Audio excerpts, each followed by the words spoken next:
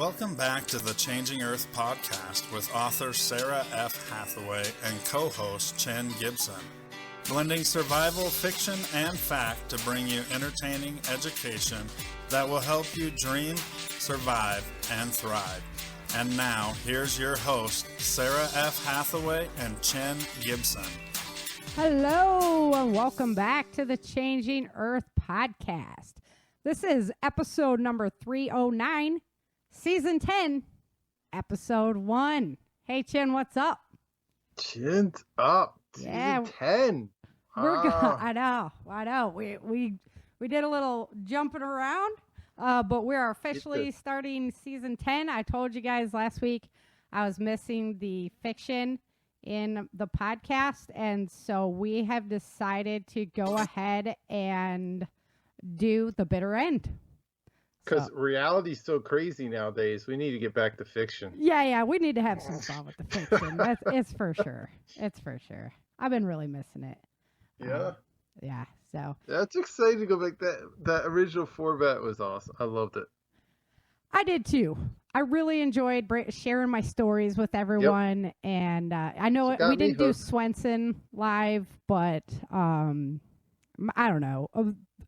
The Bitter End's a really long book, so maybe we'll go back and do Swenson. But his story is not as survival-esque as Erica's, so yeah. So I don't think we need to do that one, but we'll see. You never know what the future brings. For all of everyone who's listening live, this is how we're going to do this. So we're live Sunday night on Twitch at 5:30. You can find the Changing Earth podcast live on Twitch. And if you want to hear the story part of it, you got to go listen on either YouTube or on any of your podcast platforms. Look for the Changing Earth podcast. You can listen to the story part. Or for paid members, I'm going to have an area where you can go to and listen to the storyline. So if you're joining us live, you can just go in there. And if you're a paid supporting member of the show, you can listen to the audiobook there and get the story. So number of ways you can do that. Totally up to you. Dedication. This novel is dedicated to the big man upstairs, the Almighty Lord himself. Each day is a blessing from him, and I am grateful for the strength and perseverance God provided to lead me through this process. My author journey has been full of ups and downs, but the Lord has guided my path along the way. No amount of words can sum up my appreciation for his endless love and guidance. Chapter 1. Wait for the shot, Jason whispered quietly to Erica as they patiently waited in the snow. A small tree hid them from the view of a tiny herd of antelope grazing in the distance. The animal's delicate lips sifted through the snow. Erica crouched nearby with her bow, waiting for the perfect moment. Carefully munching on the remnants of the grass under the sheet of white, their eyes carefully scanned the horizon for signs of movement. Erica breathed slowly in the cold, trying to conceal the steamy air escaping her lungs. Over a year had passed since the sunshine graced the earth. The summer had come and gone, with no end in sight to the endless black haze that shrouded the sky. The lack of food in Pine Springs, the city they occupied, had forced scouting parties out deep into the countryside. Erica snuggled into her scarf as the freezing cold wind whipped across the plains. She didn't want to move. The animals would surely spook at the motion. But the lack of movement was making her stiffer and stiffer. "They're going to leave, Jason," Erica whispered to him. The antelope stomped nervously in the distance, sensing the danger in the air.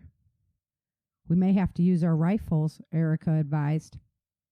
Jason slowly shook his head back and forth. "Use your stalking skills to flank them. If they get itchy, I'll take two with my rifle from here," he told Erica, eager for her to try out the skills he had taught her. Erica started to creep methodically across the frozen landscape, using the snowdrifts for concealment. She remembered the older man's lessons well. He could always hear her unless she moved as slow as a sloth, For someone who couldn't sit still, the painstaking process was torture. The cold was the ultimate test of her abilities. She forced her stiff legs to maintain precision control. Keeping her profile small, each step took minutes to complete as she gently put her heel down and then carefully rolled her foot onto her toe to push off. The painstaking minutes ticked by. Jason grinned proudly watching her progress. She finally ended up so close to the herd she could have smacked one on the rump. Suddenly, Erica rose from her hiding spot, firing an arrow through the heart of the animal. Fast as lightning, she had another arrow on the line and shot it through the lung of another animal as 2 shots from Jason's rifle sounded through the quiet countryside. "Great job, Erica," Jason declared as he approached. "Just like I taught you." His brown eyes sparkled at her through his goggles. Erica smiled widely under her face mask, pumped up with the adrenaline of the stalk and the kill. She high-fived him excitedly before she turned to examine one of the animals she took down. "They're not much more than skin and bone," Erica commented as she turned its body over. "At least it's something to add to the rations." "We'll save everything, including the innards," Jason directed. Erica scowled at the prospect, declaring, "Nasty heart and liver." She was never a fan of the organ meat. Jason frowned at her, and in a corrective tone of voice he replied, "We can't let anything go to waste now, Erica." Erica's ears perked to a faint sound in the frozen distance. Looking up, she noticed multiple black dots on the horizon. The silhouettes of Rob, Guy, Jeannie, and Erica's personal guards, Hall and Jefferson, grew bigger as their distance shortened. Mojo followed the group, leading a horse. "You guys are just in time to help with the gutting," Erica teased them as they approached. "Good thing we brought you along. Youthful muscles will make the job go faster." "We heard the rifle shots," Rob commented. Mojo was counting the number of dead antelope lying in the field.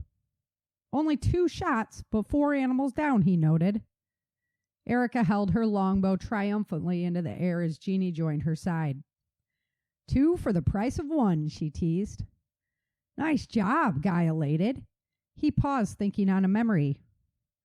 "I used to love watching the archers growing up, but I chose to fight with the Eskrima sticks instead. TJ said that the bow wouldn't do a sniper any good, and I would need a weapon for fighting in close quarters." He spoke nonchalantly about the life he had spent growing up in TJ Swenson's compound. "I can show you how to shoot, but TJ was right. Unless the bullets are gone, the bow is too slow to bring to a gunfight," Erica agreed. The mention of Swenson only made her remember horrible nightmares of the past that she would rather avoid. But it seemed there was never an escape to his name being brought up in casual conversation these days. Watching Erica's deflated demeanor at the mention of Swenson, Jason grumbled in a southern accent. "That's a load of crap." Looking to Erica, he put his hand out and insisted, "Give it to me." Erica handed him the bow and arrow. Jason pulled the string back, and with extreme precision, the arrow flew through the air. The group stood watching it, losing it to the vast whiteness of the horizon. Then suddenly, a tree 75 feet away swayed with the impact and split in half. "If they can't hear you coming, you win," Jason declared, shoving the bow back into Erica's hands. The youngster stood dumbfounded by the man's shot. Mojo broke the silence, exclaiming, "That tree trunk wasn't over 1.5 inches in diameter, and you annihilated it from 70 yards away." "That was awesome," Jeannie declared. "Can you teach me to shoot like that?" "Absolutely," Jason told her proudly. "Right now, we have to focus on getting this meat home. Did you boys bring the extra duffel like I told you?" "Yes, sir, we did, but I'm not sure what for," Rob replied, producing a large canvas pack. "We're keeping the guts, hearts, livers, and all. We can make use of it back at camp," Jason explained. "Let's get to work, guys. They won't gut themselves," Erica told them, walking out towards one of the animals. She had enjoyed Jason's display of skill, But the mention of Swenson had brought back a myriad of memories she didn't want to think about. Keeping busy always helped her to forget. The crew cleaned the animals and put them on a sled for the horse to pull back to the city. Everyone else walked. The horses were a challenge to feed, but Pine Springs needed them for scouting and battling. Their energy expenditures were minimized whenever possible to cut down on feed needs. The team walked towards Pine Springs, watching the Guadalupe Peak grow more prominent as they approached. The frozen landscape stretched out as far as Erica could see, and nothing moved on the horizon. The clouds were thick in the sky, and snow started to fall softly again. She longed for an end to the nightmare the lack of sun created. The cold was oppressive, and heating was always a challenge at the camp. Erica's feet bounced along jovially as she approached the gate. "Terrence, I wasn't expecting to see you way out here," she greeted him. "I wasn't expecting to be out here. But we have another soldier down with that respiratory bug," he told her. "Great," Erica responded sarcastically. "Looks like you guys did well," he commented. "Sure did," she agreed. Her eyes crinkled at the edges as she smiled under the mask. "Bennett is looking for you," Terrence warned. "Something about not clearing your trip with him?" "Old Sergeant Grumpy Pants wouldn't have let me go without a full squad. And those idiots don't know how to hunt animals. We wouldn't have found a thing," Erica explained. Terrence returned her smile, shaking his head slightly. "Same old Erica," he commented. "I told Bennett Erica and I were training today," Jason expounded, sticking up for her. "Don't shoot the messenger," Terrence countered. The team headed in the gate. Erica surveyed the outer circle. "Remember when it was filled with cows?" Erica asked Jason absentmindedly. "All this damn cold ended that," Jason replied, looking to one of the elaborate barns their people built to try and save as many as possible. "We just couldn't grow enough feed," Rob commented, listening in. "Mrs. Alvarez took in 5 baby goats," Jeannie explained. "They're so cute." "It was good of those volunteers to step up. Without their efforts, we would have lost them all," Jason said. "I wouldn't want a stinky old goat stinking up my house," Rob interjected. "I don't know," Mojo said. "Jeannie's right. They're kind of cute." Erica smiled at their banner as she walked with Jason to the butcher house, where a few people were busy culling some of the older chickens. "Aren't you a sight for sore eyes?" one of the butchers commented, watching them bring in the animals. "They're thin, but they'll feed some folks. We saved the innards too," Jason commented, taking the time to cut out the tenderloins of 2 of the animals for his family. Erica followed suit, knowing how welcome the fresh meat would be received around the family table. Plus, if Bennett's shorts were in a ruffle, she could bribe him with a dinner of the tender meat. Wrapping their meat in pieces of an old t-shirt, they left the youngsters to help the butchers with the unexpected addition to the day's work. "Who would have thought that a 17-year-old kid could have built a place like this?" Jason commented to Erica. "That's some kid you got." "Dexter sure is growing into a great man," she replied. Even after a year of living in Pine Springs, Erica was still in awe of this place. "It's remarkable, Erica. This town was little more than a splatter of buildings built at the foot of the Guadalupe Mountains. That kid saved these people," Jason continued. Erica stared up at the mountain that seemed to guard the rings of fortifications. "The anti-aircraft systems sure were a welcome addition," she explained. "No planes are getting near this town. I can't believe the federal forces are still moving in this cold. I thought the summer would be a little warmer than it was," Jason replied. "I thought the peace treaty would hold, but it didn't even last a week. If the feds continue to keep claiming territory, we're going to have to fight back. Battles on multiple fronts is a dangerous proposition. Bennett knows that," Jason explained. Changing the subject, Erica declared, "Daniel finally finished the mural." "2 talented sons. They must get it from their father," Jason teased. It sure did bring these barren walls to life, Erica answered, still thinking about the situation at the Capitol. Do you think it's true that the Supreme General fell ill? I don't know, but the reports all say T.J. Swenson has been giving all of the orders. What other explanation is there? He could have chosen from a myriad of other candidates. Why T.J. Swenson? Erica didn't have an explanation. She remained deep in thought as they entered the city ring. Pull your hood down. We don't need any attention if Bennett is already fired up, Jason told her. She followed his command. It was always a trick to get through the throng of people unnoticed. Jason continued talking as they went. The federal forces have their spies everywhere, and on the last one we caught, we found a list of all of the members in your family. You need to be alert. These bastards will shoot first and ask questions later. That's why she shouldn't be out without a full guard, Bennett commented as they approached the gate to the training ring. His eyes betrayed the fact that he was scowling behind his mask. It was a good thing he could not see Erica's smile under her scarf. Damn it, Erica. I told you not to leave the central ring. And you're off gallivanting around outside the city? Do you know how many men would turn you in for the reward on your head? Bennett snapped angrily. Oh, Bennett, don't get all in a ruffle. Jason, Jeannie, Dexter's boys, and Hall and Jefferson went with me, and we brought back 4 antelope. I shot 2 with my bow, she exclaimed excitedly, dismissing his comments. Bennett stood dumbfounded for a moment.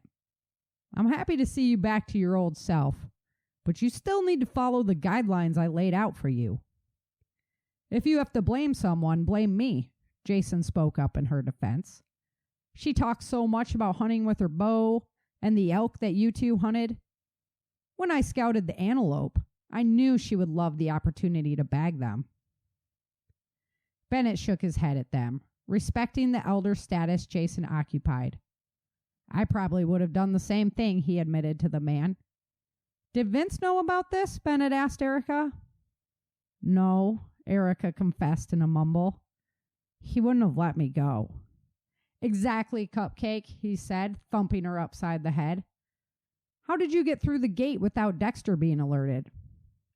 Erica looked down, knowing what he was searching for. Where's the hole in your defense? She clarified his thoughts. Who let you through? Bennett insisted. It was little Blake Williams. But don't be too hard on him, Bennett. He didn't want to let me through. But I told him if he didn't, he'd be cleaning poo for weeks, Erica confessed. Bennett shook his head at her again as his skin turned red with anger. Breaking the rules and threatening my guards. Come on, Bennett told her scornfully. I've got to get this meat home to my family, Jason declared, attempting to remove himself from the situation. You did awesome today, he praised Erica as he left. Well worth it, Erica admitted with a sly smile. Bennett rolled his eyes at the interaction. Come on, Hopscotch, Bennett declared. He put his hand on her head, scruffing her hat around. She slunk out of his reach, straightening herself out. I hope it was fun, he commented, taking her back to the command ring.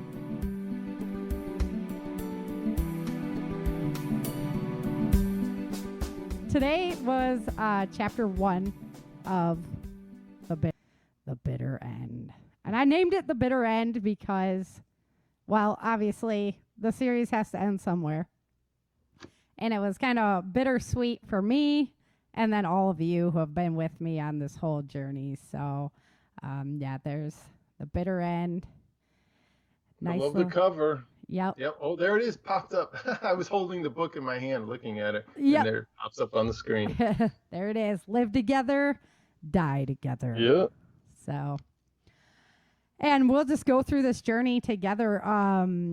When I was writing this one, I didn't want to fall short on my series. And so I just put my whole heart and soul into this book and just kept writing until it was done.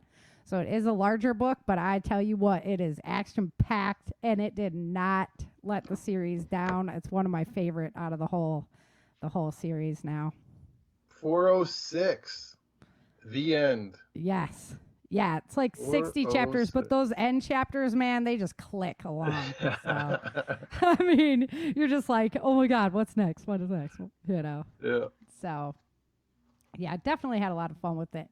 So let's get into chapter 1, which you guys heard if you're listening to the recording. If you're joining us live, you're going to have to go pick it up one of those methods. Chapter 1, Erica's out hunting with her new friend, Jason. And he's definitely characterized off of my good friend James Hart, and he's had a profound influence on me and taught me a whole lot of survival knowledge and whatnot. So I wanted to pay homage to him in my novels. And they're out hunting, and they're going to use every bit of the animal. So that's what we're going to talk about today, because food is so valuable. This is post Yellowstone eruption, and they haven't seen the sun in a long time now. So everything's being grown indoors, and they're really struggling to keep feeding everybody. Well, these little animals, these antelopes, are still struggling along. They're not much more than meat and bone, but they're animals, and they'll definitely be a welcome addition to the food supply. Did you like the hunting experience there, Chan? I did. I loved it. And it's funny because the graphic you just put up, I wrote down 2 quotes from this chapter that I liked, and the one was "wait for the shot," right? Because that's hunting wrapped up in one sentence, right? Yeah, exactly. And then the other one was what you just wrote on the screen. If they can't hear you coming, you win. You win. That's like, my favorite. It's like classic. Yeah, because Jason's like, give me that bow. Watch this. Yeah. Because they're like talking and that's about, legit. So we were out shooting at my mother-in-law's property, and I had bought my son, just those green kid bows. Mm-hmm. Okay? Because Christian was real little at the time. That's all he could shoot. And we were kind of poo-pooing it, and James was like, give me that bow. He cranks this thing, man. He sent this arrow just ripping through this tree, and we were just like, what just happened? I picked up one of those it's a red one, but it's like from scout camp or something, right, where they use them for the archery targets. And I picked it up because it helps show people the mechanics of bow hunt, shooting, and then we step up to the recurves. Yeah, so they don't get snapped in the arm so quick. It's just a little easier to manage that bow. Yeah. So it's kind of like my intro bow, and then we do the other one. I'm telling you, man. He said that he's. It's fun to plink with. They're really fun to plink with. It was epic. Ones. So that's how that story kind of made it into my novel there. And then without fail, we had to have Bennett coming in on chapter 1. Yeah. Erica's getting in trouble already, chapter 1. Imagine that. I don't know, She's out sneaking out to go hunting. I mean, she brought a big crew with her, so why would he be so upset? It's just classic kind of Bennett. She'd know by now. There's no walls big enough. Yeah, no, there wouldn't be, for sure. Be out. See ya. Going to do my thing. So yeah, if you guys want to hear the story, if you're joining us live, go check that out. Those of you that are here in the recording, there you go. So I wanted to talk today about using the whole animal, because with the food shortages and whatnot forecasted, it's going to become much more important for us. Also, if you think about it, if it was like a survival situation and everybody takes to the woods and they take down a deer or whatever, and they're, letting anything go to waste, that would just be horribly sinful, basically. Yeah, disrespectful to the creature. Exactly. That'd be a horrible shame. And not only that, like all the people it could feed, things like that. So I didn't really go into drying meat, which would be definitely something you could go back in my podcast. I did an episode on that and check that out. But I wanted to talk about some of the parts of the animal. And I picked up some really cool stuff along the way, too, while I was researching some things that I didn't know. And so we're going to dive right into that. All right. Cool. 2 articles that I'm really drawing off of besides my own personal knowledge for today. There was a great article by offthegridnews.com that was hilarious because you sent me the same article I just got done reading. We're both reading the same article but didn't know it. Yeah, exactly. That was a good one. I liked it. It was really good. And there's so many incredible books that you can pick up that will help talk you through this. One of them is Back to the Basics, the Good Housekeeping book. I always go back to that. It's no longer being published, but you can find it used. Definitely worth picking up. But there's, a lot of other Native American books go into different uses that they had for the animals. So I would pick one of those up if I was you. Also, I found a cool article over at Organic Prepper. And I always love to promote Organic Prepper. Daisy over there is a great lady. So, there's a great article over there. She didn't write it, but it was really good. And I picked up a little tidbit that I can't wait to share. So that's going to be fun. Okay. So sometimes when you take down an animal, there's less favorable pieces of meat that you're like, oh, what do I really do with this? Like a chicken neck. Just different things that you're like, yeah, I don't know. And I'm not talking organs or anything at this point. I'm just talking like the little pieces that sometimes you just don't know what to do with. Those always work good in stews, obviously. But they were saying fajitas or in curries, you can use those in there and helps bring that flavor to it and really make that meat valuable. So interesting. I know here at the coast, we use that for crab bait. Yeah, there you go. You put the chicken necks and stuff at a crab track, toss it over, come back, and there's your hors d'oeuvres for dinner. Absolutely. That's, you just have another aspect of using it. We used to use the fish roe. We used to use that as bait for, our next fishing trip and things like that. Yep. Fat. Fat is a great item that's often cut away. Usually you can pick up fat from butcher shops for a lot cheaper than, anything else that you're going to buy there. And you can use it for cooking. You can use it for tanning hides. They use it for beautification products. Pemmican. And then the Native Americans, I found this interesting. They used to wear a layer of it on their skin when it was really cold. So I don't know if you want to go that far, but depends on how hard up you are in a survival situation. Personally, I like to use fat. I don't buy Crisco or things like that. I use rendered animal fat in lieu of it, which is basically what Crisco is. I save all my bacon grease, all that kind of stuff. Yeah, I never buy Pam, the spray on Pam. I use bacon grease a lot in lieu of that makes stuff. Everything taste better. Oh, right. Fried eggs and bacon grease. That's the best. And really just everything. I use bacon grease because why not? It's free. You buy the bacon. And bacon. Yeah. I mean, it's bacon. Exactly. Everything tastes better with bacon. So you fry spinach in it. Yum, yum. So, yeah, that's really my go-to for it. But fat, you can also make candles out of it. I've seen it used as fuel. There's just so many applications that you can use it for. So doing some homework there is really, really worth it. It's a romantic evening with your man. Make him a bacon candle. Yeah. Oh, yeah. Don't you smell that romantic bacon scent in the air? Heart, liver, and kidneys. Yep. Personally, ugh. Yeah. Okay. But that's our American palate. Yep. My dad used to love that stuff. Oh, my mom loves it. Oh, yeah. She loves that. Yeah. And I'm like, ew. Yeah. My friend, when I was deer hunting, he'd always use the heart and do pickled heart, things like that. My mom would, eat the liver. The Native American actually prized these items above everything else. And we might in a survival situation when we should definitely take a page out of that book because they're very, very nutritious, much more than just muscle meat. So,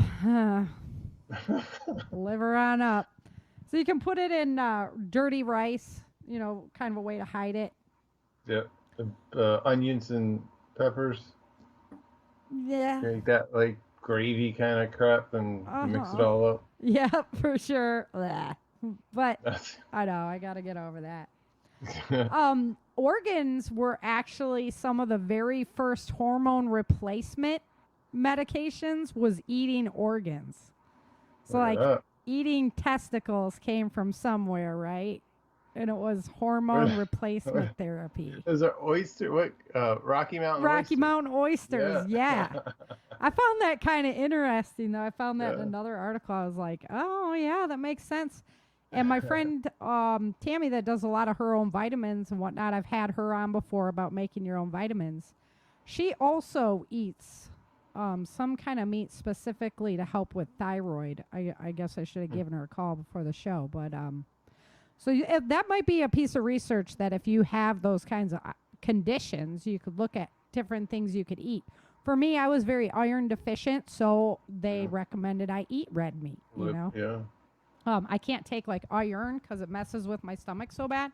So I have to get it from natural sources. And so it's red meat, spinach, things like that. The Native Americans used to take the lungs and dry it and then use it in stews and whatnot. Yeah. I know.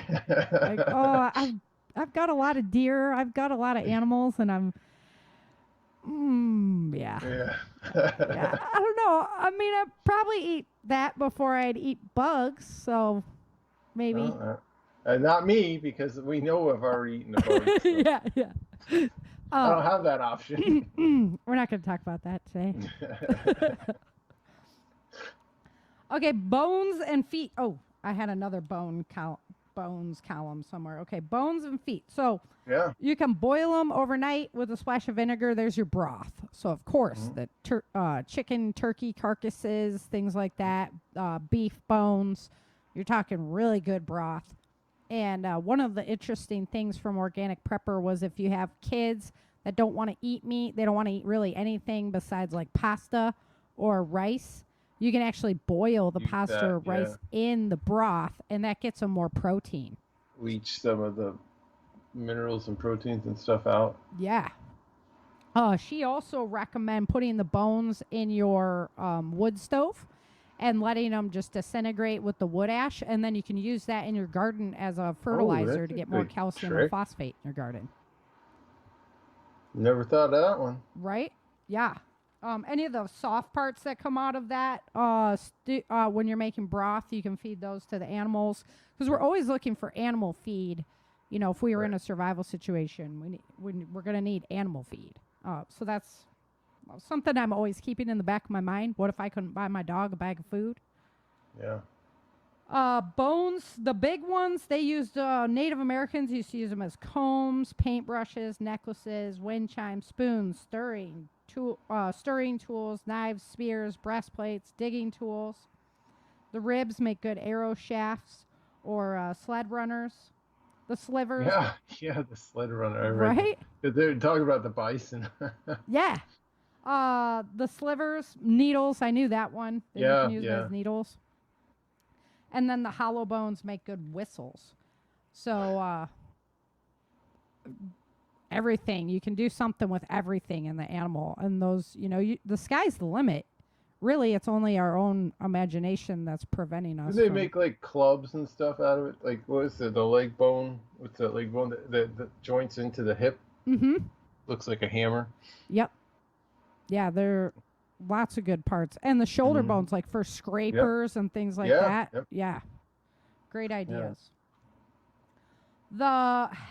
The blood, lungs, or other organs that you don't want to eat, you can always use them as dog food or chew toys for the dog. So like I say, I'm always constantly have that in the back of my head, in the back of my mind about what do I feed my animals. The hides, obviously, we're saving. We're going to tan them. There's lots of different methods for doing that. I have, I believe it's in my blog, and I also have the brain tanning episode. I've done lots of tanning myself. It's not too difficult of a process, And it would definitely be worth it in any kind of survival situation you want to make use out of that hide. It's going to be worth it.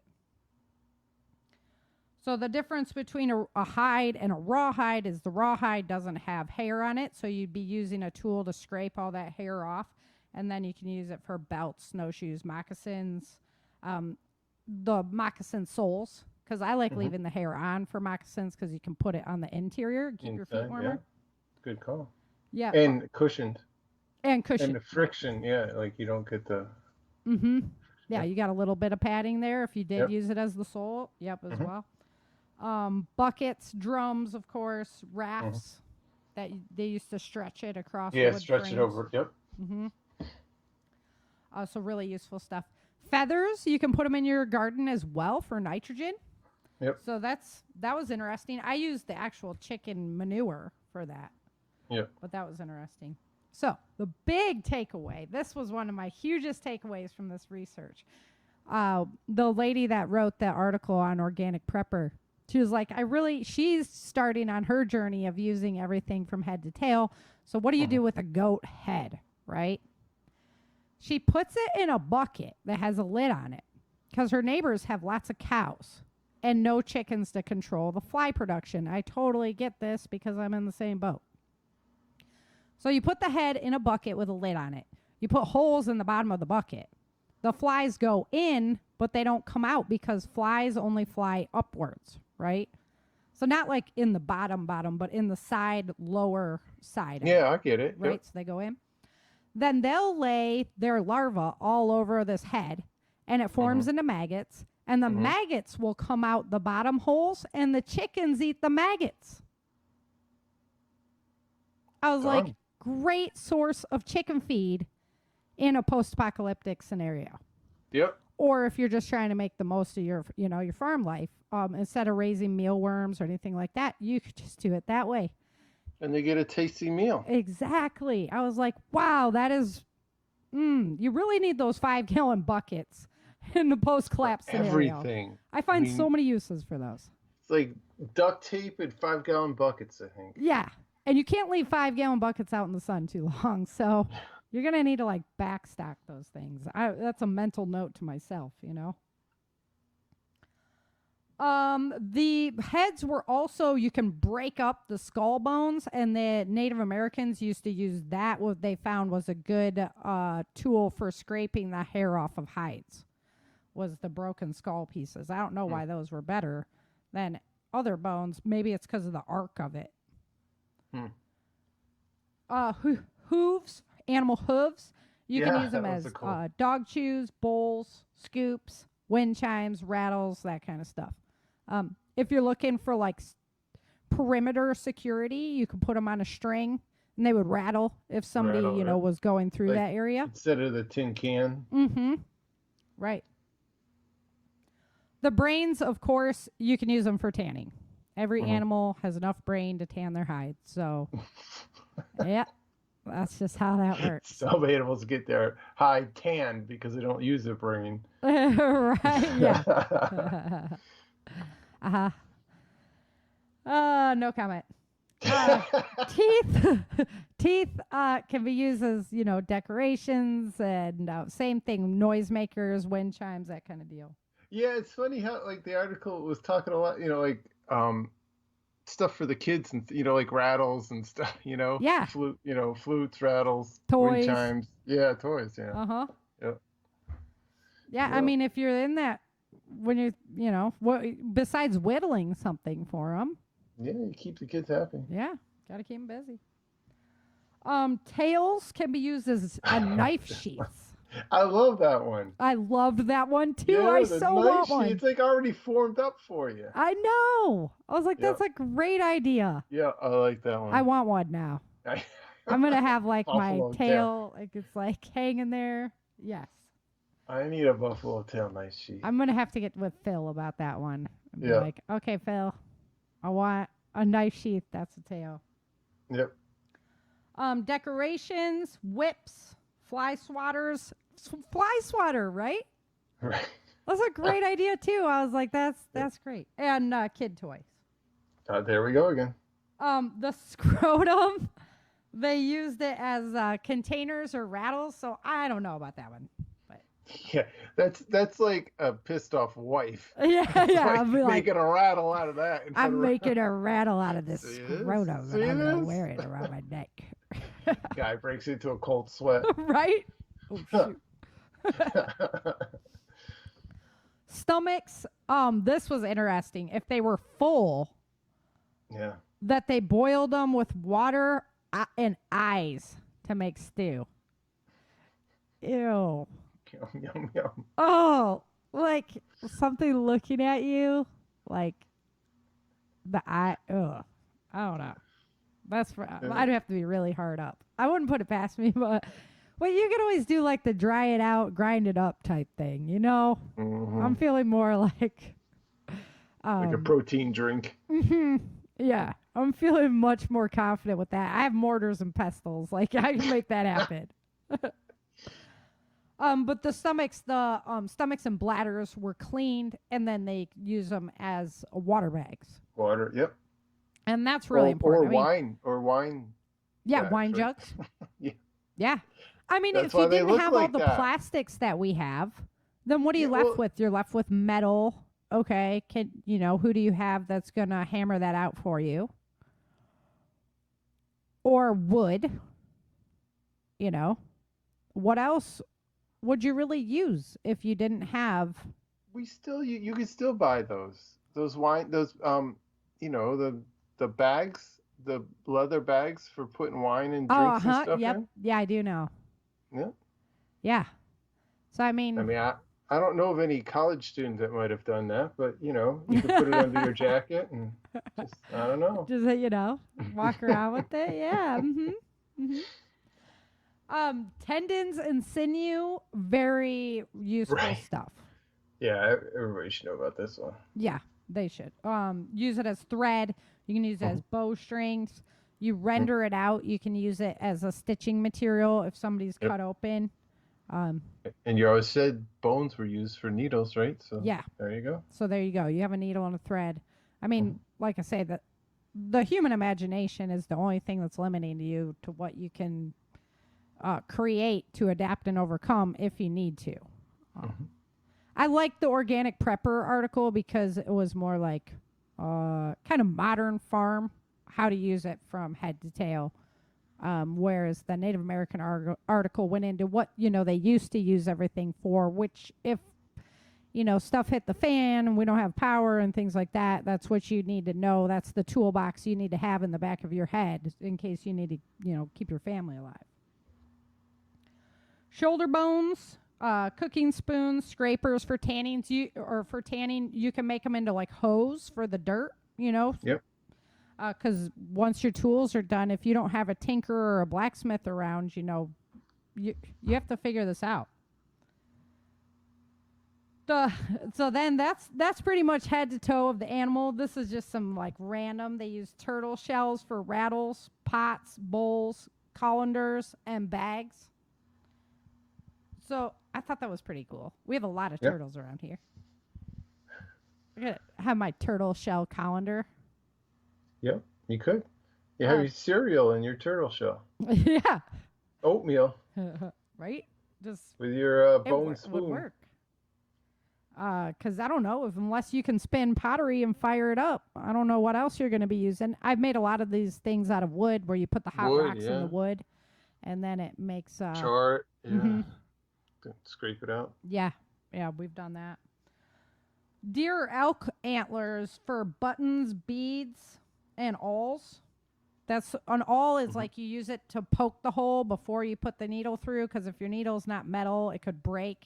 So the awl helps to make it so that you can go through like a heavier gauge. Canvas or leather stuff, A lot of military individuals still know about this pretty well. They're all given like an awl in case they have to do emergency work on their gear. But we use them a lot as knife handles. And the antlers. And we made like coat hangers and all kinds of stuff like that out of antlers. Castor oil from beaver. So the beaver oil. Yeah. I wrote about this in Walls of Freedom. that they use the beaver oil to waterproof their gear when they're up in the mountains. Yeah, because you're not going to be able to go to Walmart and grab a can of spray on. Right. So what do you do? Mm-hmm. And then they're talking about like, oh, the bears are going to love us. You know, because if you think about it, how attractive would you be then for a predator, right? And then the dried dung, of course. So I've talked about this before with like gasifiers. You can use dried, as long as it's an herbivore, their dung dries out really in a nice little burnable nuggets. Cow patties. Yeah, and they don't smell. It's not like, you know, it's not like you're burning human feces or something. Herbivores have grass and stuff like that in them. So their patties are really burnable and usable. So that's all good stuff to keep in mind. So right now, with as expensive as meat products are getting, if you know a local butcher, you can get a lot of the extra stuff that's not as sought after for a lot cheaper price, and you can make use of it. Add some extra protein to your diet. I'm still wanting my big steak, though. I'm telling you what. You want your stomach-filled eyeball soup, don't you? Oh, yeah. You know what? We ice fishing. We ran out of bait. We used the fish eyes to catch more fish. Yep. So, again, you just gotta get creative. Like if you don't want to eat it, then get some more food with it. Like you said, for the it's kind of like it's the carnival theory. Mm-hmm. Like you toss back the little prize for the bigger prize. Exactly. Yeah. That's why I like peanut butter and stuff, because you can use it in all kinds of traps for squirrels and other little animals. I love peanut butter. Yeah, great protein. I always make sure it's super stocked around here. Yep. Alrighty, well, let's jump into some changing Earth news. Okay, wait for it.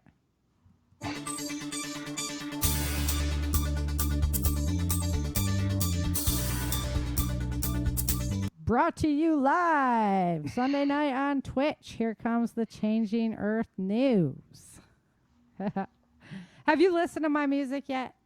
No, I haven't. It's going to be so lackluster when you do. You're going to be like, really? Okay.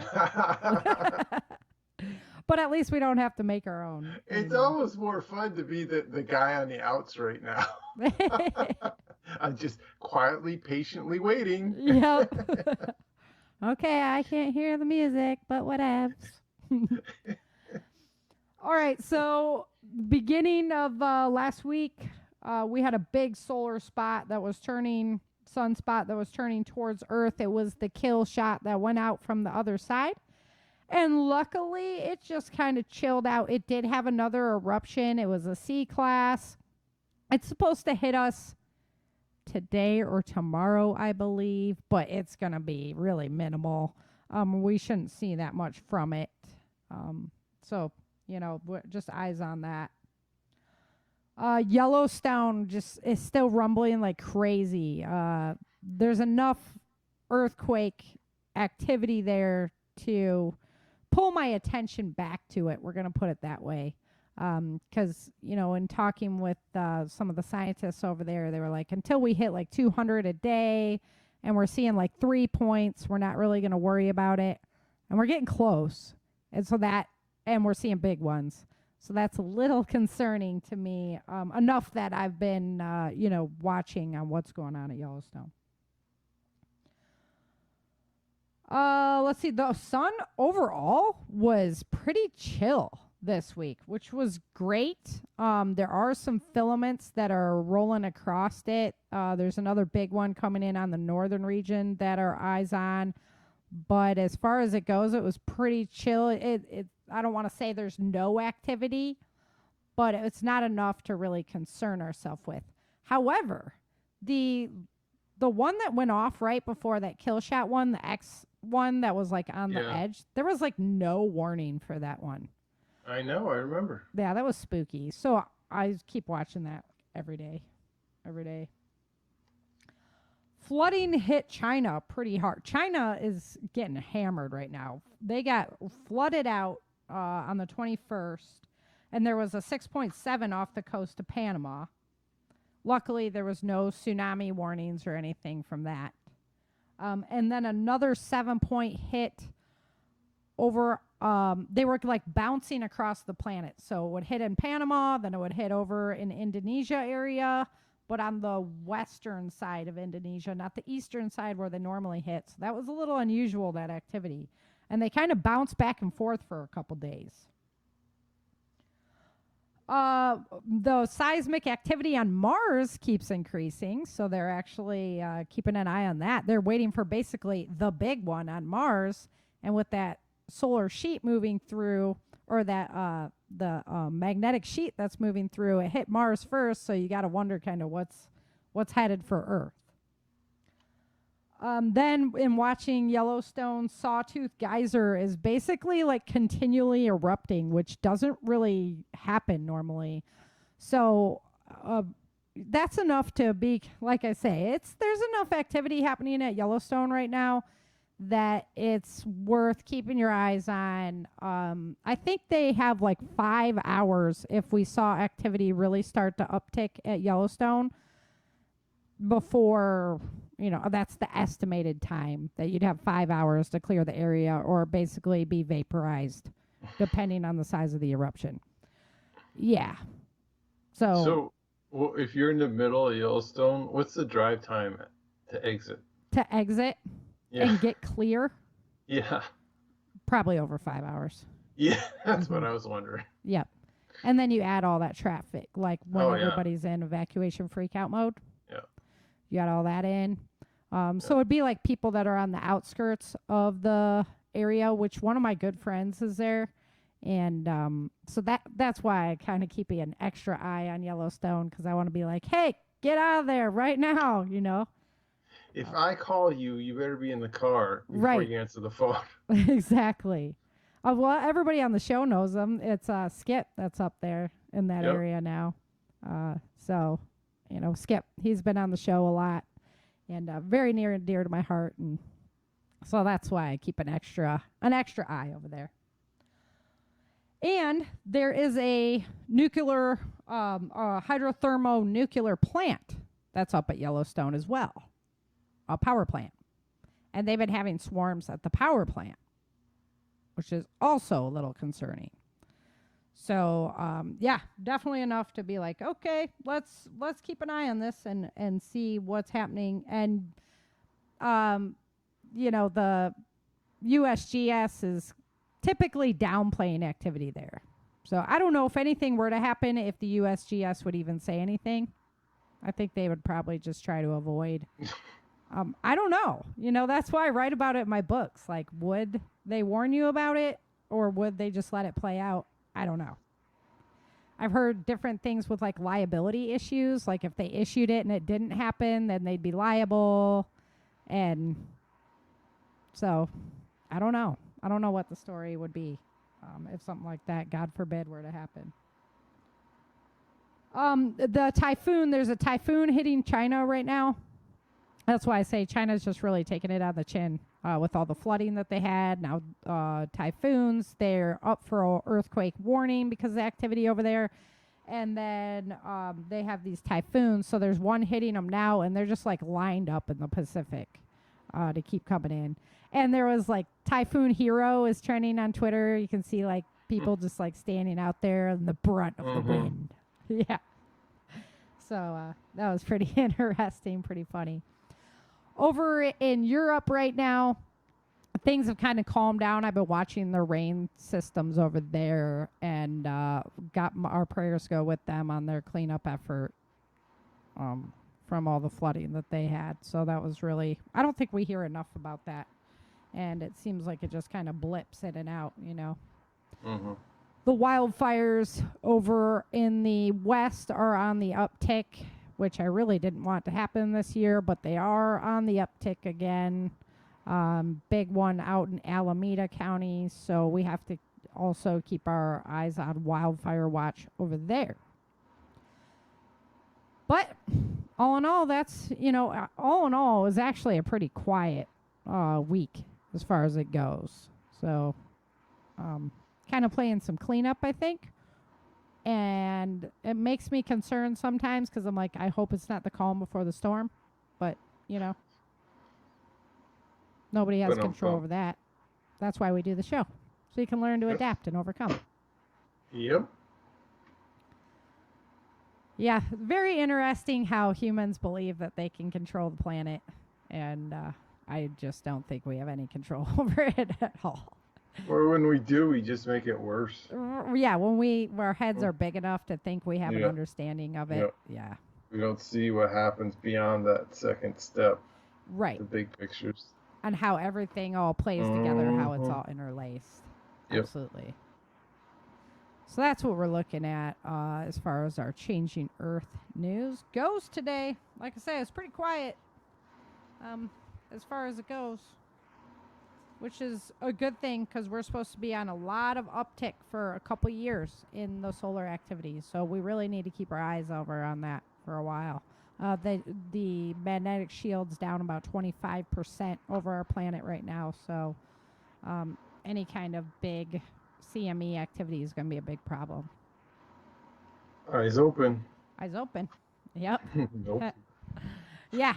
And if you guys want to stay on top of that, Suspicious Observers over on YouTube, great place to go for all that news. Also, I believe he has an app out now that does Earthquake Watch and CME alerts. Oh, that's cool. I'll have to see. Check that out. It doesn't really like the Samsung phone, he said, but Sure. it's mostly I just don't either because it was so expensive. Yeah, it's mostly just the earthquake part that doesn't like it. So the CME alerts and that still works really good with it. Yeah. Alrighty. Well, I hope you guys enjoyed our show. We're back with our facts and fiction and analyzing the facts behind that fiction. So Erica's back in the saddle again. Good stuff. Right? I know. I'm excited. I'm loving it. Yes. We're back. Oh, I probably shouldn't sing that song because then we might be doing copyrights or something bad. Oh, please. Right? You guys, start planning your food supplies. I know we've hit this over the head with a gigantic hammer, but a lot of my sites that I go to for Earth news, they are just stuck on food shortages. Yep. There's just no other news coming out, and they're that concerned about the food shortages coming that they're just there, and they're not talking about anything else that's happening right now. So that it's a sense of urgency, big time. Stock up. Worst case is you have a full pantry and you just start eating off of it. Right. And if you have a personal disaster, like you lose a job or somebody goes in the hospital or whatever, you're set. Yep. There's nothing wrong with that. Nope. If you're going to invest in long-term food supply, don't buy the 5-year MREs because you're going to have to use those within 5 years. What if you don't use them within 5 years? I mean, you can use them camping or whatever, but you might as well buy something that's a little bit longer term, not packed with with sodium and all that. Sodium. Yeah. So. Yeah, you need to go to a store and buy an MRE and then enjoy it for lunch one day. Yeah, and see what that was like. Yeah. Yeah. Yeah. So. I got my link up there, preparewithchangingearth.com. They have some great products over at Patriot Supply, and then they help the show out as well. But, yeah, we were just saying, the wife and I were talking about we need to go over there and get some stuff. Yeah. Yeah, it's time. If you haven't, you've been putting it off or things like that, it is time to start thinking about a food that's supply. what they had this is a different topic a little bit. They had a fire blanket. Oh, yeah. Yeah, the fire blanket. Great, yeah. And my friend, he's a firefighter, and he was out when the big Montana fires happened, and he got stuck under one of those, the spray truck, right? The fire came in on him.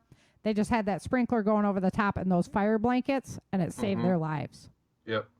So they're worth it, too. They had those on sale. And those wildfires are just crazy time. I mean... Everybody in California is like, oh, you have tornadoes? I'm like, dude, you guys in the wildfire. I mean, that's some legit stuff when it comes in on you. Yeah. So. Well, I mean, you could wake up in the middle of the night to a house fire. If you had one of those, you could like not burn all the hair off your head or something, when you're Right? trying to escape out the house. Yeah, at least wrap yourself up so that you're Yeah, more protected exactly. from it. Yep. Mm-hmm. Yep. No doubt. So yeah, that was a good find this week. Mm-hmm. Yeah, so prepare with Changing Earth, grab your food. My Patriot Supply, they have some great products over there. Definitely worth it. I've been spreading the news about the pumps as well that you can get for like your pools and ponds. And you just put one hose into your pool or the pond, and you can use the other hose for spraying down fires and, protecting your home. So those are great to have as well. Lots of good stuff over there. Alrighty, guys. Well, next week we'll be back with Chapter 2 of The Bitter End, and we'll just keep going. You guys are going to love this story, I guarantee it. It was a blast to put together. Lots of good drama in there with Dexter and Daniel and just all the cast of characters. And I'm really, really happy to bring it to you. So we'll let the adventure roll on. Yep. Good stuff. Yeah.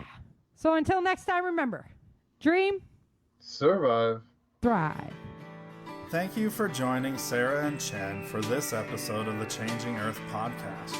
Don't forget to pick up your copy of Day After Disaster at www.authorSarahFhathaway.com.